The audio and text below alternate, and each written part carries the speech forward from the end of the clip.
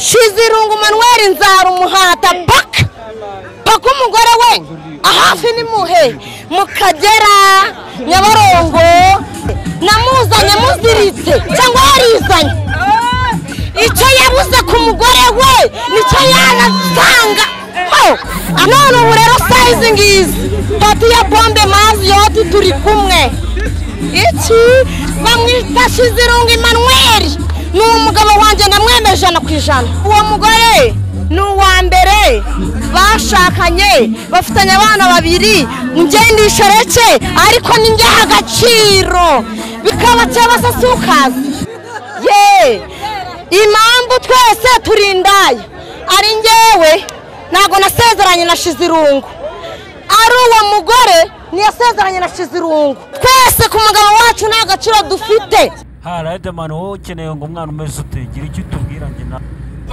umwana uri boyo kumuga bakunda mushimisha ko ariyo bwabaga umwana zireze icyo ashaka akamenya naho agishakira apana umurara amajoro agira haburuko amaze kuricakira umwana uzi neza aho ahagaze akamenya naho yerekeza apana umuzibura inzu y'i Kigali kubera kurara amafekeza aribwa n'abaca amakorerwa nka bimwe inyoni zikorera imbetezi umeze nk'uwo abagendana imigoshi nta kiza kiwe arafeteza nkeneye umwana utuje utankundira ibyo ntunze umwana utari umukuzi mbwira niba umuzi imico y'aba millennials akaba umushaku nka Jensi umwana wakomeye ku mubiri ntawo haba hisi n'abagenzi gangsta mu ntekerezo ku mutima afite amapenzi mubonye kubera we nakora urugendo ngenda ngaruka ku kwezi niba uwo muntu ushobora kumuba bimbwire dukorane diru niba urukundo ko kari umunyenda dufatanye turya uruviru niba kadudashobora kumuba tubivemo ntidute umwanya kuko umuntu tudahuje umurongo nge ntidushobora kuba ngaho ngaho Robert afande wahoze twita ngo afande Sergeant Robert MPC iki gihugu cy'u Rwanda jewe narabivuze ndagasubira nzemera ngiti tugaruke naho ubwo nzemera ngitiye ntabwo nzigera mbona umuntu uza agafata agaharabika abayobozi b'iki gihugu cy'u Rwanda baduha umutekano buri munsi abayobozi batuma ahantu hari amashyamba tutajyaga tunakeka ko hashobora kuba hatura abantu maginga yanga abantu barimo hatura tugagenda tukabona hari villa maginga yanga turimo turava mu bihugu by'amahanga kugira ngo tuze duture mu Rwanda kwera umutekano uhari tukabona ntaho tani naho mahanga turimo turajya kugoma dukora ibirimo y'amaboko ivunanye tukora esclavagisme moderne maze jewe mbuze u Rwanda bro comment share akintu ibi nkubwira niko kuri kandi ndabikubwira wowe umva kubwiza ukuri cyane cyo ntiwize kumenya kukura bizi ko ntiwize uruguru rima ruraho ngaho urugoryi rw'urugoryo kwanza kukuvugaho je barimo ndaguhereza yitegesho kandi tubajyanyoko urakakiriya uburyo nabayeho mu Rwanda Kasuku nago yabujya twararwanye tufata igihugu twarabohoye dutsinda se watemaga abatutsi amaze gutsindwa tubohora igihugu kibashyira imbere hanyuma dushyiraho leta y'ubumwe igomba kuringaniza abo bantu bose ari umuhutu ari nera hamwe bishe ari n'ababeshyuye bose bagiye bajya muri gahunda imwe yo kubaho babana nkuko muzi Rwanda kundwa rero bayeho Kasuku naho duhuriye mwana wa mama Kasuku ndo umuntu uvuka mu bantu iwacu nago higize aboneka y'umuntu w'umena amaraso nago mfite icyasha nago mfite ibirabure nago mfite ndaho ndamata gusagiye ndamata afite imishinya abo ngabo bumva ko batishe neza nibyo bashaka kuzakora mbe ko tukakurangiza neza ukava imbere y'abanyarwanda usebye u Rwanda wowe uramenyera Robert warwaniye igihugu umva ibyo nkurusha n'amateka yanjye nago ateze kuzamera nka yawe Kasuku. First of all, ibyo nakoze mu Rwanda urimo kwidagaduramo tururiramo mangati na bimeze nkuko wabona Paul cyo yavuze ko arusha izindi ntumwa ati mbarusha iki Robert wafashe umwana we ku ngufu umva yewe Kigali yose guhera kuba Miss nawe nashakaga ngo wanyime ndinda njya gufata umwana wanjye abagore bari muri Kigali barankundaga abakobwa barankundaga naririmbaga bakankunda nshatse iyo nza kuba ndushaka gusambana mba narasambanyije abo ngabo kuko ntawe agombaga kunyema ariko nkawe se ikintu cyimbabaza na bugingo n'ubumana we kijya kinya sinzashaka kukivuga kuri se wa mugani bo bigeze bagutinya umva nkubwire kubundarikaho Ezekiel ikintu cyimbabaza iyo kugira ngo His Excellence akakimenya abantu twakuze tubareba badakunda his excellence ubu bari mu Rwanda baradamaraye afande ntabwo yigeze amenya ko namukunze abamukunda ntwe twatorongeye hano mwana twebwe abasirikare bakundaga afande fatwa nk'imbwa turikiri sazi kwitama kwa nini wakati wengine abantu batari inkotanyi rebo bajya inkotanyi zimbwa zirahunga zigize inkotanyi zitarizo babagambanye bagira chance afande akwiza abantu bose ubukire baradamarara bagaruka mu wundo wo kumukunda bamukunda for the money because of babonye abana bo biga amashuri ahenze babonye ukuntu biyoberekanye na rukundo bafitiye afande n'abakonsomateri b'igihugu barangiza bakajya kumvuga ko banamuhitana bajinga sinzi nago bamukora ko ari Imana yamushizeho se babigambiriye gakeya baranabigerageje arabananira n'umugabo ariko twewe twari duharanira igihugu dukunda inyungu z'igihugu zibe za rusange nago twigeze nuko ko Imana yo mwijuru manitse uko kwanje nago ndo mukonsomateri w'igihugu nago nigeze nkonsoma nanugo nigeze mbone ibingomba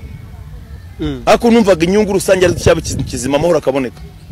ariyo ndi batuberaga amatunda yako mbere nari nyategemeye ariko yaratinze aranabura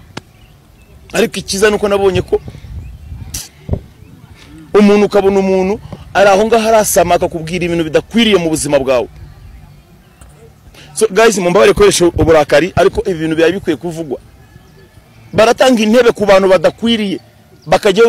bakadutukuza bakatwandarika twafasha abana ku ngufu abana twibyariye koko. Ugafata umuntu nk'amagasho ukamushyira hariya private civilian waragiraga inka Masaka hari intambara irangiye yari umushumba. Yaragiraga inka Masaka hariya uvuye Kabuga.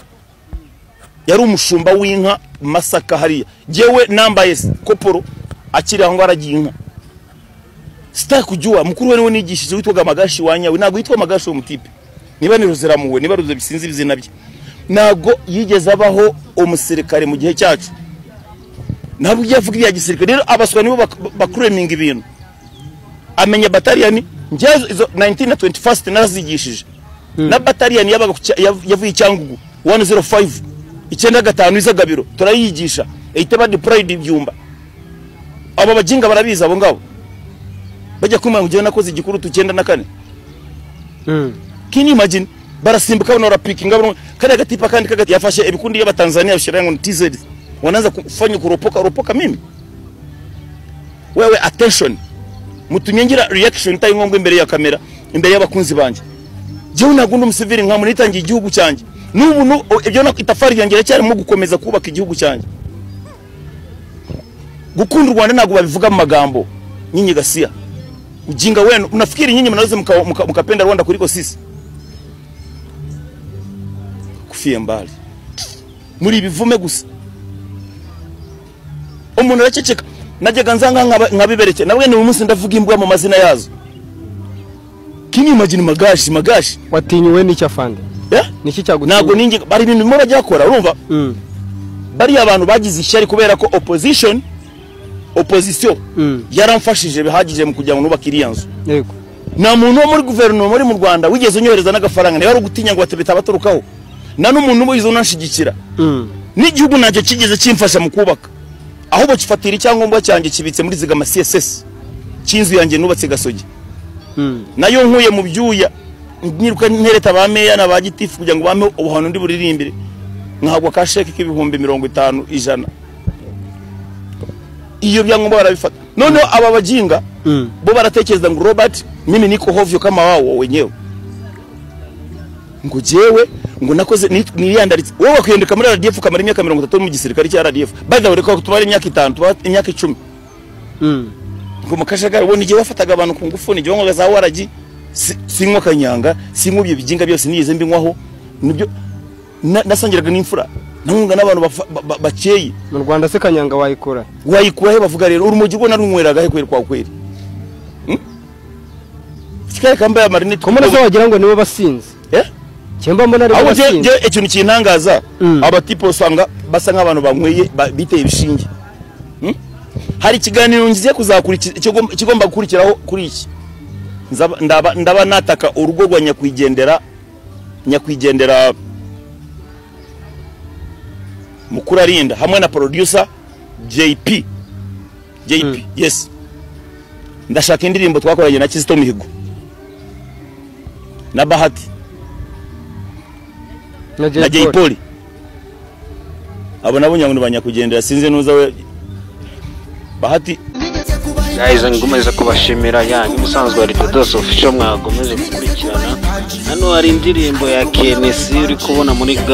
background ni ya KNC ukuntu ahereza abandi bantu imituku ariko we wagira ngo azi kuririmba byakarye ya rero kadusubire nawe ubutaha ya nk'ibisanzwe ari Dodos Official TV mukande subscribe kandi musharinge nimba bakunze iki kiganiro kigeze kuri bagenzi bawe nabo bakibone bagikunde abandi bantu bifuza kuba batuha ibiraka cyangwa iki ebana nimero ziba ziriho ngaho kuri screen nyandikira WhatsApp cyangwa umamagare ya murakoze cyane yari Dodos Official dusubira utaha nakagaruka ciao